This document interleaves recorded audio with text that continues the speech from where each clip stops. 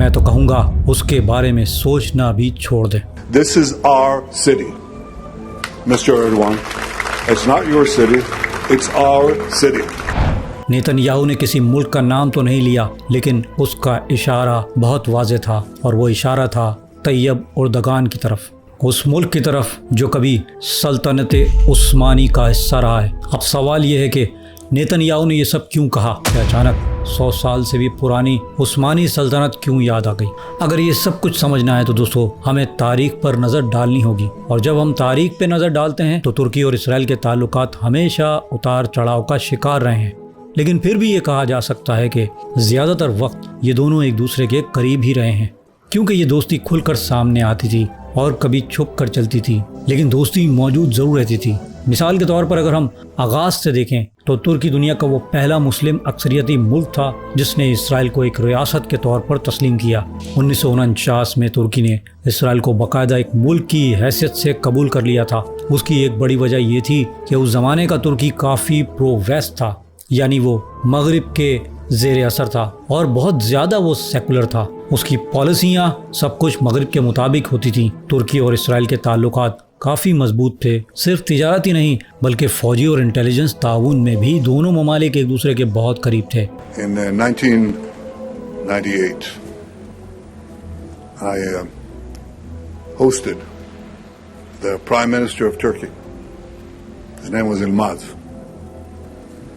We had wonderful relations with Turkey at the time.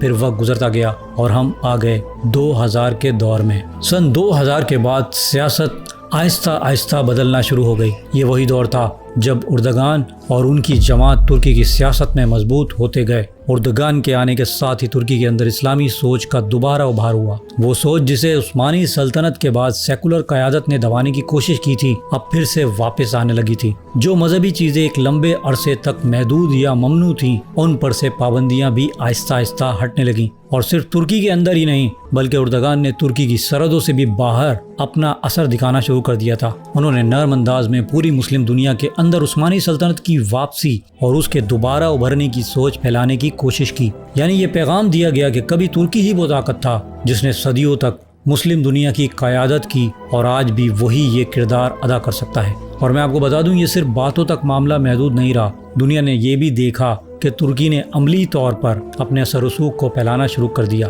آج کی تاریخ میں دیکھیں تو دوستو دنیا کے کئی علاقوں میں ترکی کے فوجی اڈے موجود ہیں، اور ترکی کسی نہ کسی صورت میں کئی ممالک کے معاملات میں شامل نظر آتا ہے۔ شام ہو، لیبیا ہو، صومالیہ ہو، وہاں اس کی واضح مثال ملتی ہیں۔ لیکن ظاہر ہے جب ترکی یہ سب کر رہا تھا تو دوسری جانب اسرائیل کیسے خاموش رہتا؟ اور دوستو یہ بات تو سب کو معلوم ہے کہ اسرائیل بھی تو اپنے گریٹر اسرائیل کا خواب دیکھ رہا تھا۔ یوں مشرق وسطی کے دو بڑے کھلاڑیوں کے درمیان تناؤ بڑھنا شروع ہو گیا، اور رہی صحیح کسر فلسطین کے مسئلے نے پوری کر دی۔ لیکن ایک بات تو پھر بھی ماننی پڑے گی، ایک مشہور کہاوت ہے، ہاتھی کے دانت دکھانے کے اور کھانے کے اور ہوتے ہیں، اور دونوں کے درمیان دنیا کے سامنے دشمنی نظر آتی رہی، ایک دوسرے کے خلاف بیان بھی آتے رہے، لیکن اندر ہی اندر بہت کچھ نارمل چلتا رہا، تجارت بھی اور دوسری بہت سی چیزیں بھی اپنی رفتار سے چلتی رہیں۔ اس کے باوجود یہ دونوں ممالک خاص طور پر فلسطین کے معاملے پر ایک دوسرے کے خلاف بولتے نظر آئے، اور اگر نیتن یاہو اور اردگان کی ایک دوسرے کے خلاف گفتگو دیکھی جائے تو وہ اتنی سخت ہوتی تھی کہ لگتا تھا جیسے دنیا کے دو سب سے بڑے دشمن یہی ہوں، اور یہ دونوں کبھی بھی ایک دوسرے پر حملہ کر سکتے ہیں۔ لیکن دوستو حقیقت میں اندرونی سطح پر معاملات اتنے خراب نہیں تھے۔ البتہ یہ سب ماضی کی باتیں ہیں۔ اگر آج کے حالات دیکھیں، خاص طور پر غزہ کے معاملے کے بعد، تو آنے والی رپورٹس یہ اشارہ دے رہی ہیں کہ اسرائیل اور ترکی کی دشمنی اب صرف دکھاوا نہیں رہی بلکہ حقیقی اور گہری ہو چکی ہے۔ ترکی کا پتہ نہیں، لیکن اسرائیل تو ترکی کو اپنا سب سے بڑا دشمن مان چکا ہے اور اسے اپنے لیے سب سے بڑا خطرہ سمجھتا ہے۔ اس کے خلاف عملی تیاری بھی وہ شروع کر چکا ہے، اور ایران پہ حملے کے بعد اس کے ایک وزیر نے کہا تھا کہ ہمارا اگلا ٹارگٹ جو ہے وہ اب ترکی ہی ہے۔ اور دوستوں میں آپ کو بتا دوں اس سے پہلے بھی اسی طرح جیسے اس نے کسی زمانے میں عراق، شام اور لیبیا جیسے ممالک کو اپنے لیے خطرہ سمجھ کر ان کے خلاف کام کیا، ان پر حملہ کیا، ان کے ملک میں خانہ جنگی شروع کروا دی، اور آج جو اس ملک کے حالات ہیں وہ ہم سب کے سامنے ہیں۔ کبھی وہ ملک بھی ترقی یافتہ تھے، کبھی ان ملک کے پاس بھی پیسہ تھا، مگر اسرائیل نے ان ممالک کو آج ملبے کا ڈھیر بنا دیا ہے۔ اب یہی کام وہ ایران کے ساتھ کر رہے ہیں، مگر دوستو یاد رکھیے گا کہ ایران جو ہے وہ مشرق میں آتا ہے، کہ جیسے پہلے اللہ سبحانہ و تعالی نے عرب سے طاقت لے کر کردوں کے ہاتھ میں دی اور کردوں نے حکومت کری، اور اب یہ طاقت کردوں سے بھی چھین لی گئی ہے، اور آنے والے وقتوں میں یہ اب طاقت جو ہے وہ مشرق کی طرف آئے گی، یعنی ہماری طرف۔ اس میں خراسان بھی آتا ہے، اس میں پاکستان بھی آتا ہے، اس میں افغانستان بھی آتا ہے، اس میں انڈیا بھی شامل ہے، ایون کہ بنگلہ دیش کو بھی آپ اس میں ملا سکتے ہیں۔ یعنی مشرق کے جو لوگ ہیں وہ اب حکومت کریں گے، اور احادیث مبارکہ میں یہ واضح طور پر نشانی بتا دی گئی ہے کہ غزوہ ہند ہونا ہے، اور جو کہ مسلمانوں کے لیے کمک بنے گی، اور پھر شام میں حضرت عیسیٰ علیہ السلام کی فوج سے جا ملیں گے۔ یعنی جو طاقت ہے وہ شفٹ ہو گئی ہے مشرق کی طرف۔ اور مختصر یہ کہ ایران مشرق میں آتا ہے تو اسرائیل ہو، امریکہ ہو، یا پوری دنیا کی طاقت بھی مل جائے تو یاد رکھیے گا کہ وہ ایران کو نہیں گرا سکیں گے۔ اب میں واپس اپنے ٹاپک پہ آتا ہوں کہ اگر سوال یہ ہو کہ اسرائیل ترکی کے خلاف کیا کچھ کر سکتا ہے، تو اس میں سب سے پہلا قدم ایک نیا اتحاد بنانا ہے۔ اسرائیل نے ایک 3 ملکی محور بنایا، ان تینوں طاقتوں میں ایک خود اسرائیل ہے، دوسرا قبرص ہے، اور تیسرا یورپی ممالک یونان ہے۔ ان تینوں کے درمیان ایک مشترکہ بات ہے، اور وہ ہے ترکی، یعنی ان تینوں کا ٹارگٹ ترکی ہے۔ اور میں آپ کو بتا دوں کہ آج اگر یہ تینوں ملک کسی کو اپنا سب سے بڑا دشمن سمجھتے ہیں تو وہ ترکی ہے۔ تینوں کی وجوہات الگ الگ ہو سکتی ہیں، مگر نمبر 1 دشمن جو ہے ان کا وہ ترکی ہی ہے۔ اس لیے اب تینوں نے مل کر آگے بڑھنے کا فیصلہ کیا تاکہ ترکی کا مقابلہ کیا جا سکے۔ دوستو، ہم جانتے ہیں کہ جب عثمانی سلطنت قائم تھی اس وقت آج کا اسرائیل اور فلسطین، قبرص اور یونان بھی اسی سلطنت کے دائرۂ اثر میں آتے تھے۔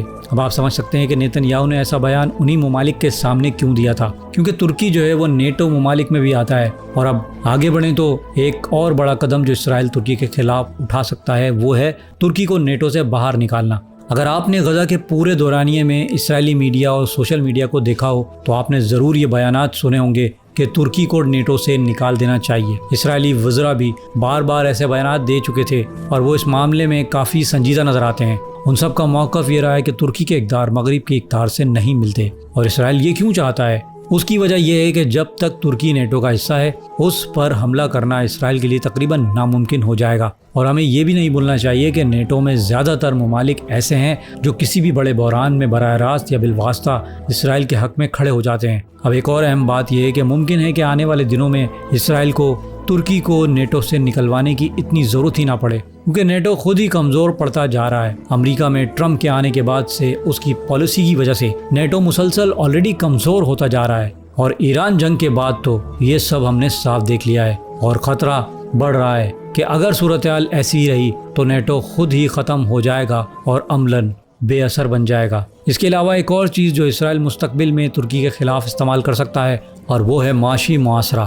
بالکل اسی طرح جیسے آج ایران پر مختلف قسم کی پابندیاں ہیں، اور جیسے ماضی میں شام، عراق اور لیبیا پر بھی پابندیاں لگائی گئی تھیں۔ یہ پابندیاں اس لیے لگائی گئیں تاکہ یہ ممالک آہستہ آہستہ معاشی طور پر کمزور ہو جائیں، اور جب وہ کمزور پڑ جائیں تو انہیں پھر نشانہ بنانا آسان ہو سکتا ہے۔ اب اگر اسرائیل واقعی ترکی کو اپنا بڑا دشمن سمجھتا ہے تو ممکن ہے آنے والے دنوں میں مغربی ممالک کسی نہ کسی بہانے ترکی پر معاشی پابندیاں لگانا شروع کر دیں۔